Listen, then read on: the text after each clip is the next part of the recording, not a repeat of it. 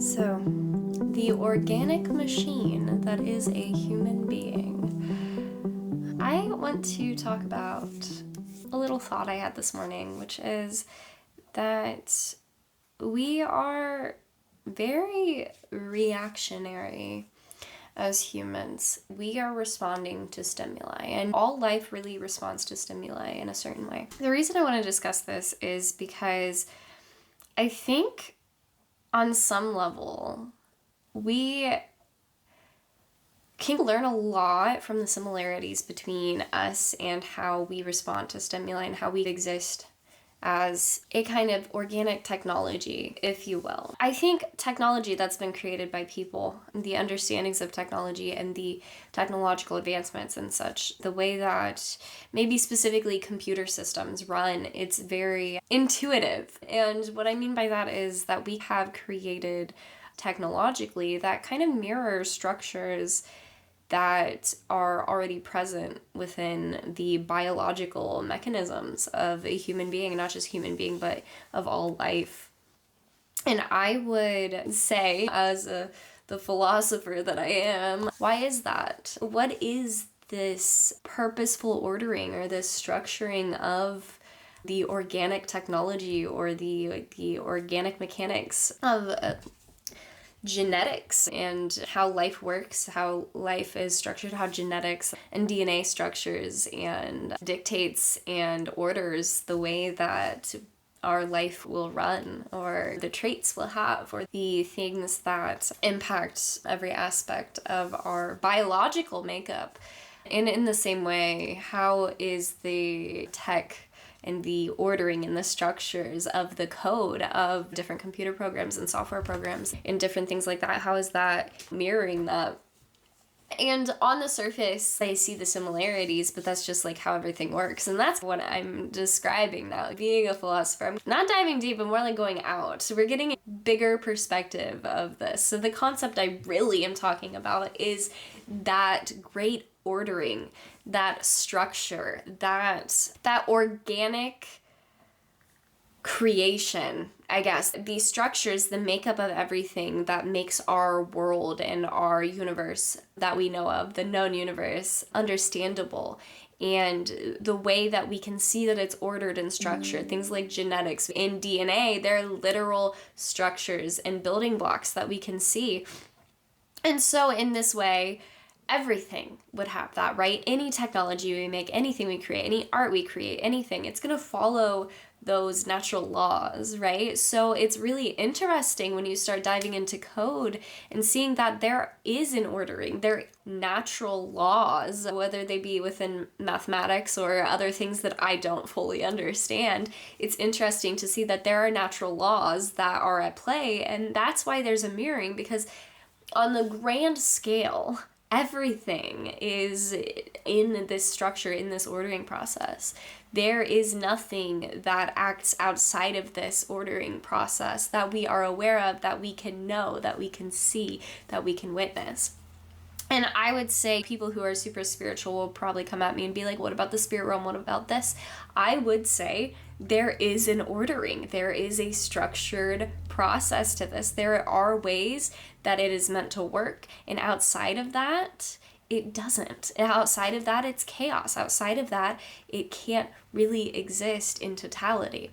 Because the way the universe works, in the 3D universe, in this physical world, we judge things based on different characteristics like the depth, viscosity, length, width, thickness, thinness. And these are all based on different 3D principles, right? So we have the length of something, the width of something, the depth of something, the height, the amounts. That is how we have an understanding of the material, right?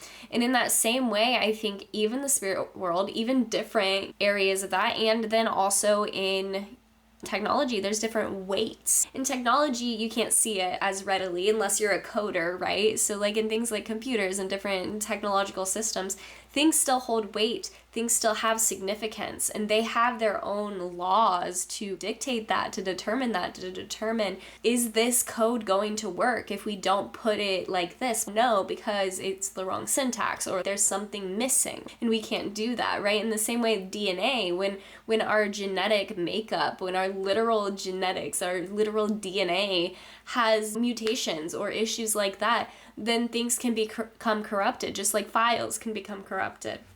And I think it's really interesting just to see and to think about, because one thing that we definitely take for granted in this world, in our life, is the fact that any of this is real at all, that any of this exists at all. And it's fascinating to think of, because not only are we following these orders and structures, and everything has its own set way that it works, and life exists. That's magnificent. We are so focused on our own personal struggles. We're overwhelmed with work, we're overwhelmed with all these things, but we aren't even thinking about the fact that we exist. DNA is real, right? We are literally creating life from 23 chromosomes from a mom and 23 chromosomes from a dad, or however we're creating that life. That is, the building blocks are there, the blueprint for this thing is there, and we take that for granted. We could all be like, oh, that's just what happens, this is what happened, but that is wild, right? We take for granted the pen that we're writing with. We're too busy thinking, oh, I want to publish this book after I get done with all of this, is really important to me, and I'll be a failure if I don't do that. Not even realizing that the pen that you're using it's magnificent. It's made of so many different molecules from so many different places on this earth. It has like dimensions. Like you're holding a thing that exists in this vast universe where we don't even understand half of it, more than half of it. We literally haven't even known or witnessed most of the things in this universe. Yet we are so focused on our own little life.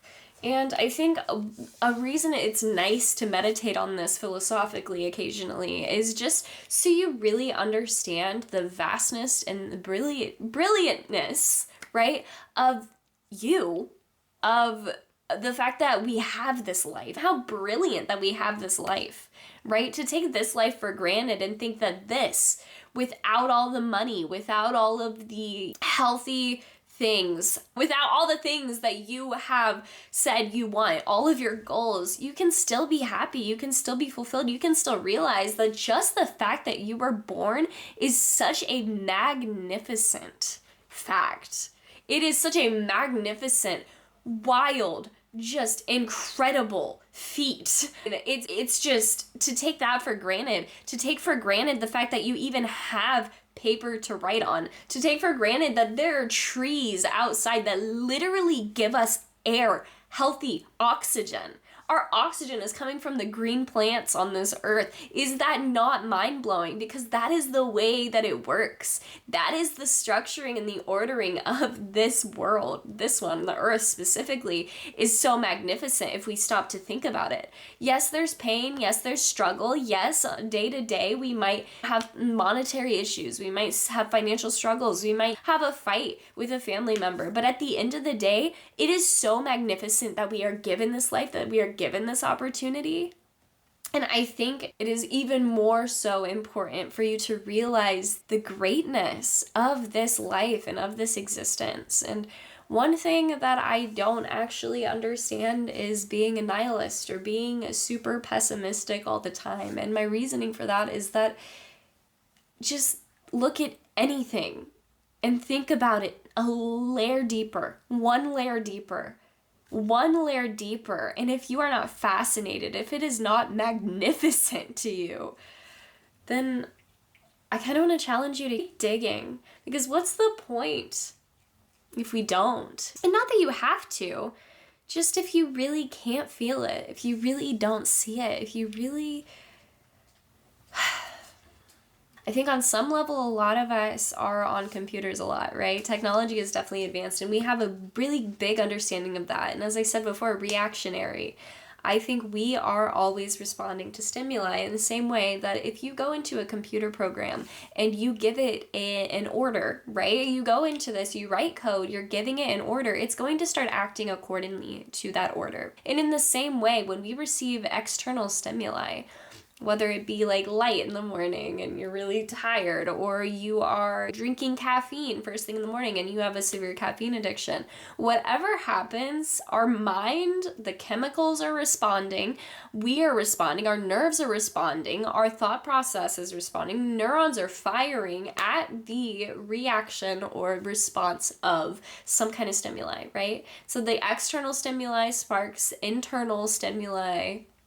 You know what I mean? So there's responses from the external that are happening without us even having to think about it consciously. And then there are internal stimuli such as like our thoughts and the different things happening within our body that, we also then respond to, and our emotions are responding to this kind of stimuli or information that is given from our thought process. And if you think about all this, we are basically organic technology. We are basically the original computer systems that are now being able to create their own. We're so interested and fascinated in AI, and we're so fascinated in this idea that we could create a super intelligence that will know more than us, be more aware and smarter, and have a bigger view and perspective of everything. But at the end of the day, we are forgetting that the true technology that was created first is us. We are absolutely fascinating. We have consciousness that is just, sometimes it doesn't even just come from us. Sometimes we're connected to other people. Sometimes we get information downloaded and we have no idea where we got it, right? And it's this collective understanding that constantly is there and we can tap into. And that in itself is fascinating. We have so much science that has been done that has seen the connections between people. Twins literally can sense each other. It's just something that I think we don't think of, right? So we're so busy building some super intelligence, not even realizing that the only way that would ever be possible is not because it is external to us. It's not because of some code. It's not because we have done this great thing.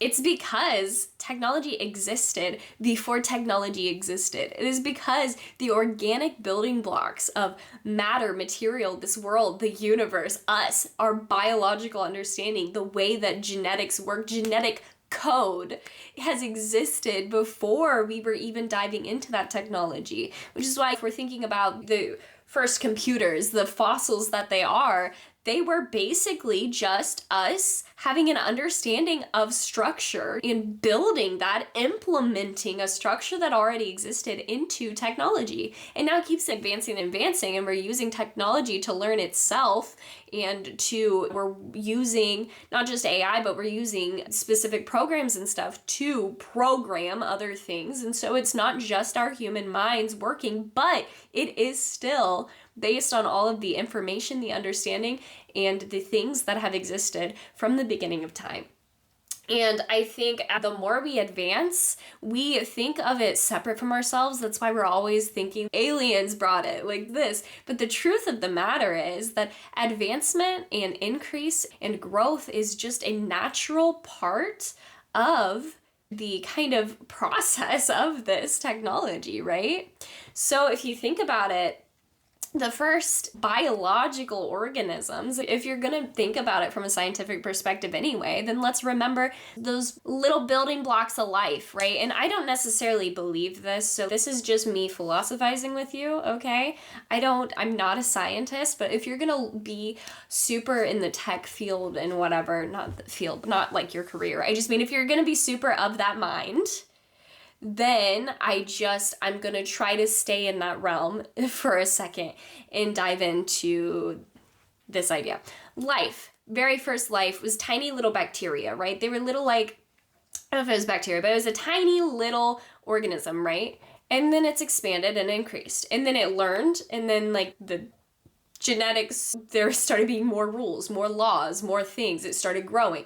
Now there's organisms that can do more things. Now there's organisms that can start digesting different things, right? Then there's the organisms that now their skin is less transparent. Now they're able to eat more things. Now they're able to overcome these illnesses, and it grows and it expands. And eventually then there's human beings, right? So if you're going to look at it from that perspective, which I'm not, but in my day-to-day life, I'm not going to look at it from that perspective all the time, because I do think that we are here for a reason. We were created with a specific purpose, and it isn't just down the line that it happened. But you want to stick to that kind of understanding, which is what I'm doing for you, because technology very much kind of mimics that understanding. It's the same thing. It's a similar thing. It's an organic process. So the organic process of technological advancement is going to lead us to a place we are meant to be. But if you think that is a super intelligence that is separate from humanity, then I think we have missed the mark. Because at the end of the day, if we bring any evils into AI, it is the doing of humans. It is the doing of our own darkness. Because I believe there's a greater plan.